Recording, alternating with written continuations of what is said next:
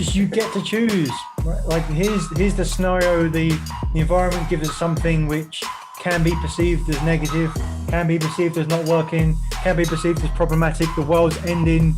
But we get to choose to see it like that, or we get to choose to see it as an opportunity. So clearly that it's my responsibility now to do that for other people. If I have information and, other people's success is my success and vice versa. Because you know what? Like, the challenges or the roadblocks are the journey themselves. There's no big things. It's all little things compounding on top of each other.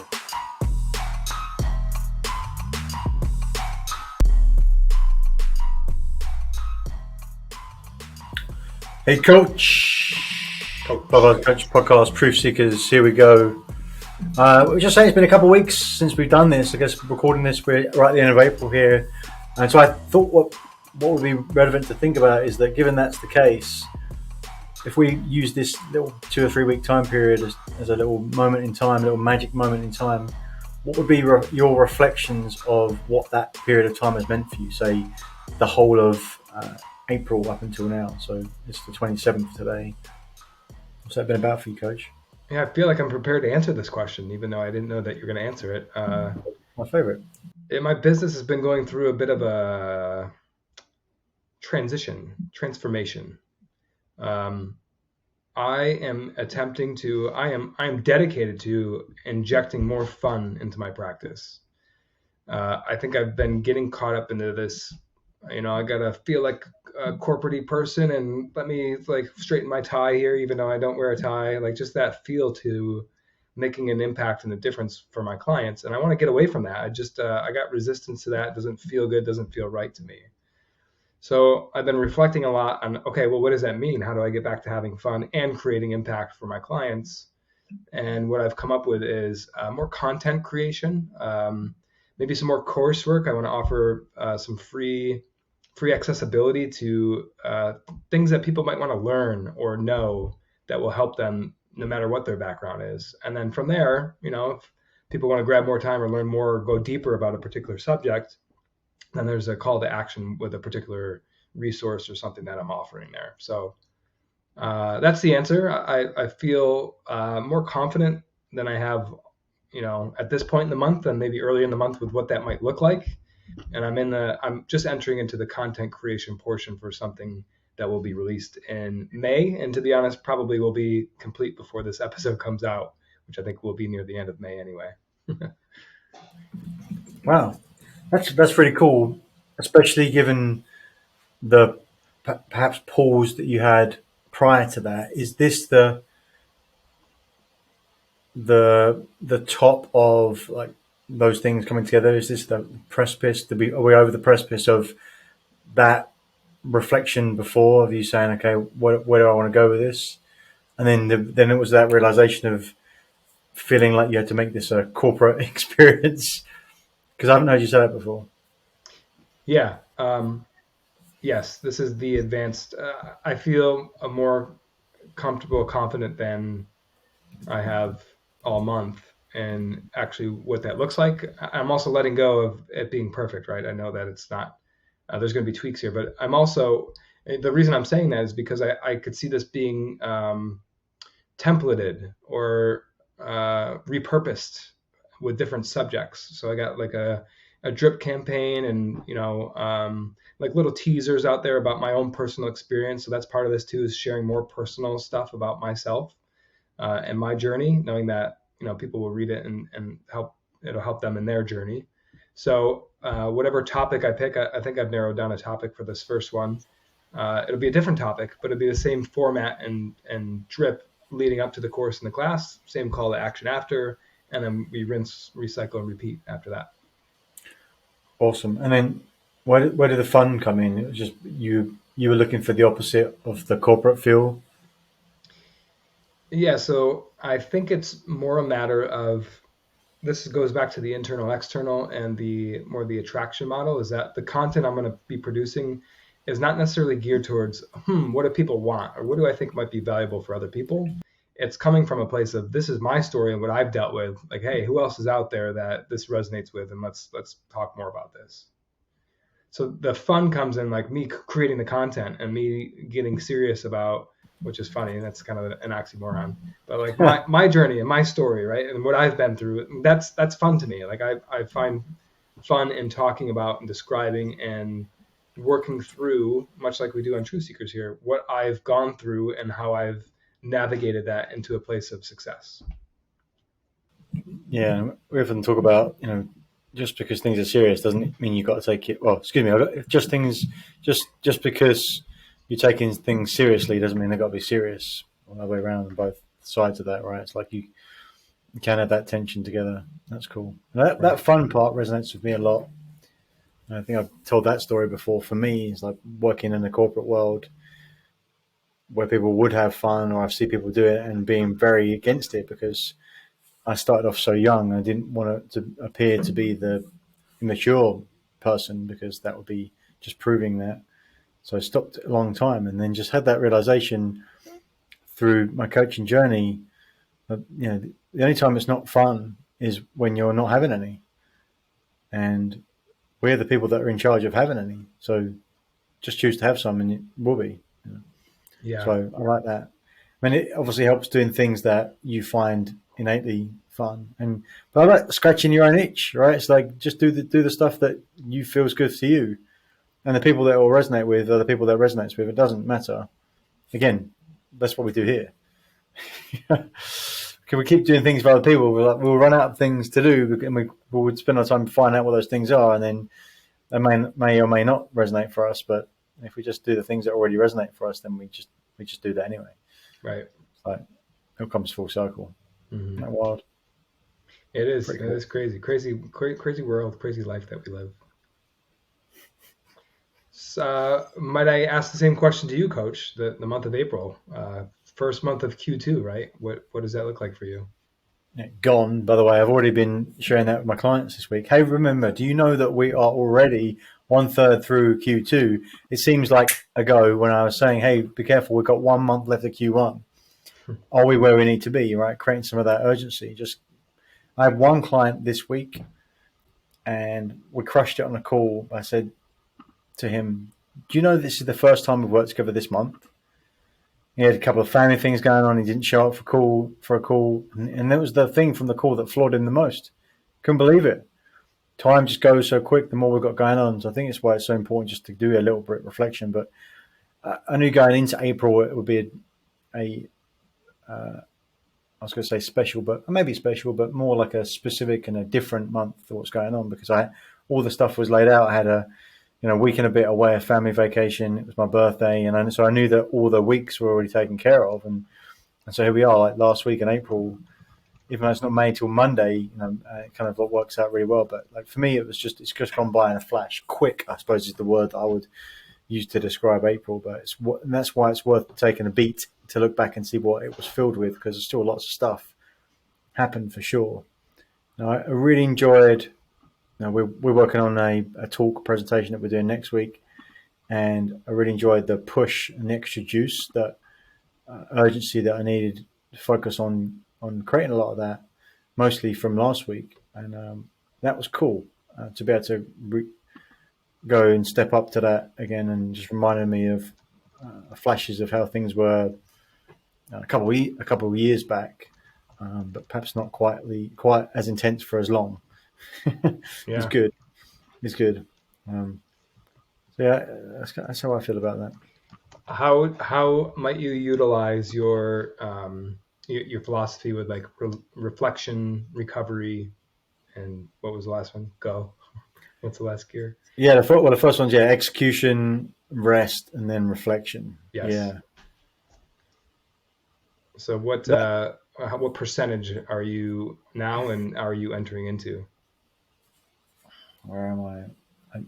Well, I noticed the push. So when I came back from the vacation, I was like, well, I'm worried about coming back from vacation about getting it straight back into execution, because I got to get this thing done, and that was like last week, and that felt really good. I had a lot of energy last week, even though I was really motoring along. So that was clearly that I'd have enough rest, and I was ready to get back into the execution when I was away. And then there's some unexpected things happen this weekend, which caused me to burn the candle at both ends, as it were. And this week, happy birthday, by the way, happy birthday. which caused seems to have caused more energy challenges this week. Mm. So, from a weekend of celebration, it's seemed to have been more energy depleting than a weekend away of vacation, which I suppose it should be, because vacation was more rest time as well. So that's been interesting to contend with, and not being able to get outside because the weather's been terrible this week. That's not cool for me either. Yeah. So I'm ready to get into May and think about what May is overall. And it seems to be not much easier these days to be able to not look at weeks but look at months. And I'm looking at I seem to start to instinctively look at months now rather than the weeks. So coming to the end of April, thinking about what's May going to be about, seems to be much of the right cadence for me than coming to the end of the week saying what's the next week going to be about. Mm. That, Is time speeding up? What's happening? Yeah, what's happening? Time speeds up, yeah. I mean, it's literally true in the perception of time, because the older we get, the less time means to us. Mm. So I remember thinking of this when Willow was a month old. So a week to me feels like one thing, but a week to Willow is 25% of her existence. She can't perceive that time at that age, but like if she could, she'd be like, that's 25% of existence. Look how long a week feels when it's 25% of your life. Yeah. I mean, it's crazy to think about. And like for me, that's like 15 years now or something. So it would take that. I mean, that's the difference. So literally, as you do get older, time goes faster because you've had so much more of it. You follow that logic? What do you call bullshit on that? But that's how it seems to make sense to me. Yeah, like a second is a second and a minute is a minute. But and a week is a week, right? But if you're relating it to what your overall life experience is, it makes a bigger impact week to week or time period to time period when you're younger versus after you've experienced exponentially more of those in your life. Yeah. Yeah. Like she doesn't even know what a decade is, right? You've lived about 4 decades, right? Crazy. And it's like having a birthday, right? Remember when you were young, like when you were a kid, having a birthday was a big deal. Yeah. And as we get older, it changes. But I think it's more just because it's not as special anymore because you've had so many of them. Right? If you're like Waverly's 6 years old, so she's on her 7th birthday, she's had those seven times, but she can only probably remember 3 of them, right? Yeah. Whereas I might be able to remember 35 of them, maybe more. I also liken that to like our development as human beings, right? And like, isn't there a statistic or something? Our brain is still developing into whatever age. I think it might even be like our 20s or 30s. Yeah. But then like we have to be intentional about learning things after that. Is that true? How do you think of that? Yeah, I think the science is like 26, 27, that some part of our brain's not fully formed until then, something like that. Yeah, and then it's a danger after that to think that there's nothing else that can change. Like that's that sort of person, they do that, or I'm that sort of person like that. Like I think none of that's true. I think there's proven science around brain elasticity, but you can continue to learn forever. But I mean, it has to be way more intentional, and it's kind of just what I said about last week, right? I know that if I put myself in a place where I've got enough focus and defined intentionality, I can do pretty much anything. But you've got to be way more intentional about that space because most of life is taken up. And so to do that, you've got to create the intention up front and then the space and the system set up to do it and then put yourself in it for a significant amount of time. But yeah, I mean, the perception of everything changes as well, and what you're looking at changes, and so it's that's why it feels like things go quicker. The older you get, the quicker things go. So the activity perhaps is to slow things down a little bit. That's a challenge in itself. Question for you: last week when you're in that grind mode, what was the greatest, what I might call the source of energy for you? Like, where did you go to replenish, to check in? Like, what was that? Was it the gym? Was it Sleep, sleep could be an answer. Like, what was the source of energy for you? What was key for you to maintain that level throughout the week? I think it was just that it was a must to do this thing. And so as I was planning my day, I knew that there was no.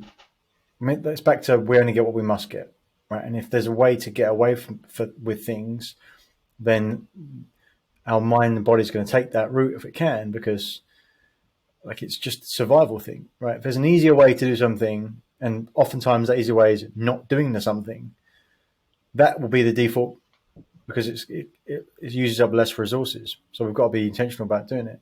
So I knew that I had to deliver at a certain time. So I was like, oh, awesome. Now I've got a deadline so I can work to it. So the game, of course, is self-imposing those deadlines and then training yourself to tell yourself to do those things. And that's what we coach to. There's so many different parameters around that. Different levers to pull. So I didn't need, when I was still doing my normal process, but I was just being more laser focused on the time I spent in different areas, right? So the more that you've got to deliver or do over a certain amount of time, the more things there appear to be, the more important it is to get precise around the planning of it.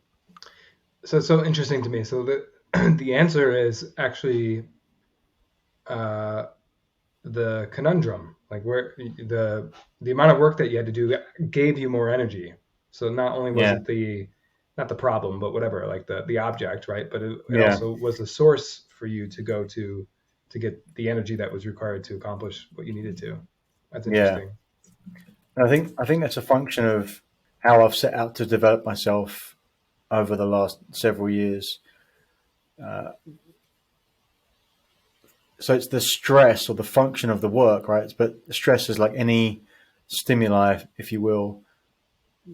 A good level of stress gives you the opportunity to step up and deliver, right? So perhaps there's 4 levels of this. There's I think of it. Remember that Athlean thing we did. So the zero is a baseline, and the 0 is doing something to maintain, like a minimum effective dose, just to maintain where you are. Like it keeps the 0 status.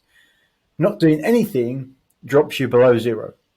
Don't do anything, it gets worse. Like you'll deplete, like you'll waste away.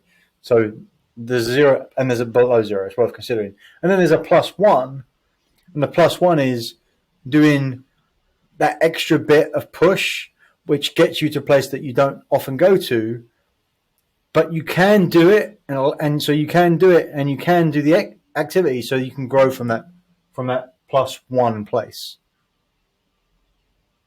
But there's a +2, and that +2 actually is the bang, explode. That's a place where there's too much stress, so you've gone past the point of optimization and way through that point, and now you're at a point of where that stress actually just breaks it.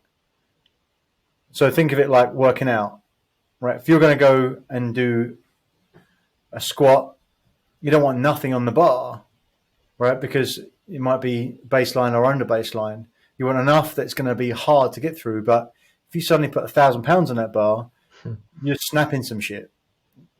And so therefore it's dead. It's gone. The stress is too much that it wrecks you. And so that energy comes from the stress. If the work commitment on that deadline that I mentioned was something that was 2 or 3x bigger than that, like it would have killed me in that context. So there is a limit. Well, yeah, but I also think it's training, right? So if you go back to the squats, if you put 500 pounds on a squat, there might have been a time in my weightlifting life where that, like, I could have got underneath that and like give it an effort, and I could have got there. But if you did it now, yeah, 15 years on from my peak, then that, like, that's not going to be good. That's going to be an injury. That's going to be something that takes me out of the game.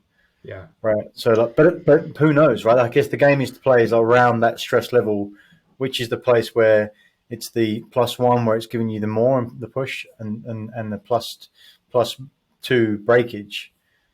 So that's for me what it is.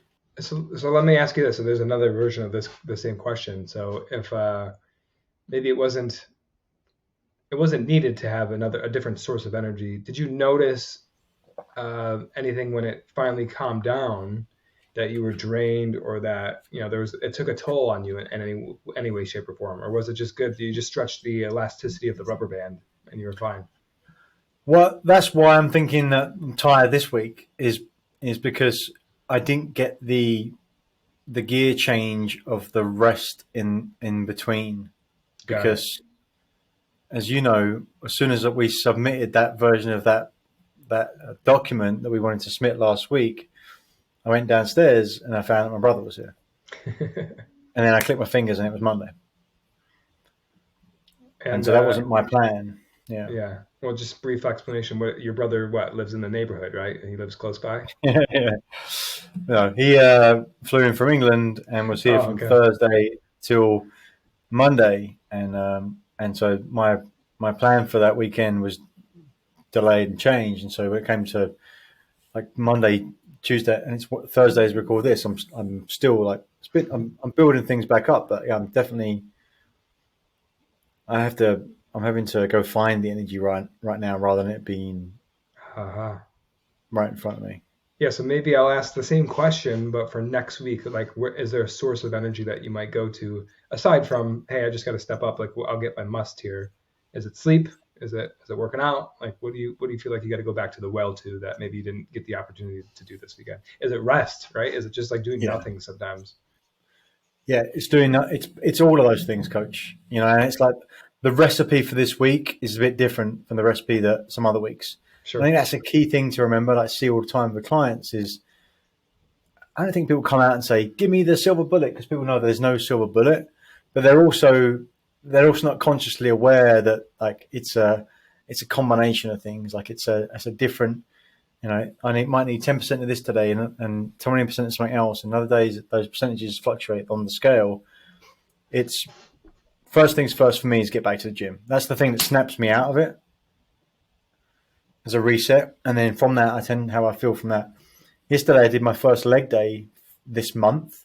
Hmm. And it's a quick 25 minutes while Waverley's at swim, and I was walking to the car. I said, like, my legs are very tired. And that workout, which was basically the same workout I've been doing for probably 2 months before, was just like I was getting annoyed because I never needed enough time to finish my workout because Waverley was swimming.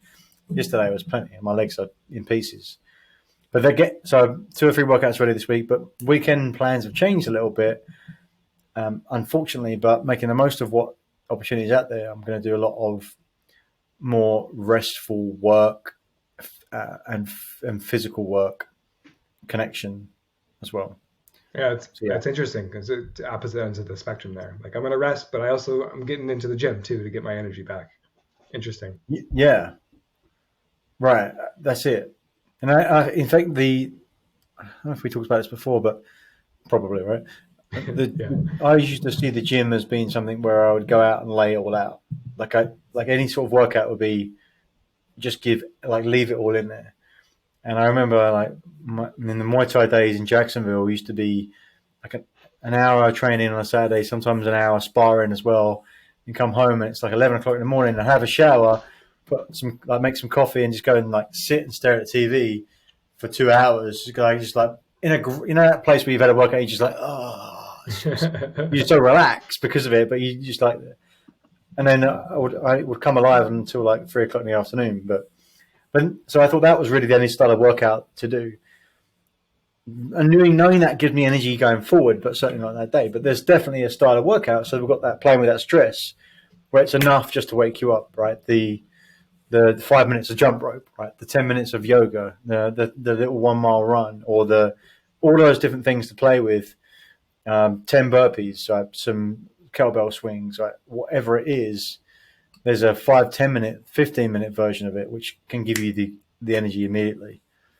Because it's also breathing into those things, right? Mm. The meditation work that I often get resistance to, I think I do a lot through the breathing through my working out as well. So for me, Mm. 15, 20 minute stretch pays like a meditation for me as well. Mm. Yeah. And what here's my takeaway today is what you just mentioned about the gym. It's funny you mentioned jump rope. I just started jump roping again the other day for like the first time in years. 5 minutes, coach. I am dying. I'm out of breath, and I feel great though. I feel great, and it's like I'm only 5 minutes away from feeling great. Like when I'm feeling down, it's crazy. It's crazy to even like think of that principle. So, I'm gonna write that down. I'm only 5 minutes away from feeling great, and that's the soundbite, coach. And we know this, right? We work with clients. What do sometimes we do? You see a client, they're not resourceful. Stand up, please. Get on your tiptoes. Put your hands up. Lean to the left, lean to the right. Like stretch it out. Like jump up and down a little bit, and then sit back down again. And their face is completely different. And it's like, how do you feel? And that'll be the thing. Oftentimes, especially if it's someone you don't know as well, that'll be the thing they take away. It's like, oh, that tiny little thing is always available. Push-ups, air squats. I'm 5 minutes away from feeling great. But yeah, when I first started doing jump rope with Muay Thai, and I see some guy do it for 20 minutes. 20 minutes. I couldn't do it for 30 seconds when I first started. It's wild. Gives you some great calf strength and right. So it's powerful because it gives you that feet flexibility. You feel like once you've done a lot of jump rope, and especially when you pair it with other martial arts, when you walk around, you notice that you can grip things with your feet. It gives you much. Well, my takeaway is part of your takeaway is like you're only 5 minutes away from feeling great. You have plenty of options, and know that tool belt only gets bigger. Sometimes there's so many tools in the tool belt. The one that you're wearing is full up. You go to the closet, throw that one in the closet, pick up an empty one, and realize there's 16 of them sitting on the shelf full of tools as well. No limits. It's just how resourceful are you feeling to go pick the things that you want to pick. Yeah. Which tool belt do we need to wear today? And that's a good way to sum up all the questions that I asked, right? That's basically what I was asking you. What tool belt did you use, and what are you using this next week here? So, Coach. Awesome stuff. Thanks for joining us this week again, and we'll see you next week, Coach Nick. See you, Coach. Thank you for watching another episode of Truth Seekers. We appreciate your interaction, so please comment, like, subscribe to YouTube, Apple Podcasts, or Spotify, wherever you get your podcasts. And if you want more, check out some of our links to our masterclass, The Achiever's Mindset, and come join our LinkedIn group. And what do you want to see more of? Remember, we're here to share the simple secrets of successful. So help us do that. What do you want to see? What do you want to see more of? Thanks, and see you again next time.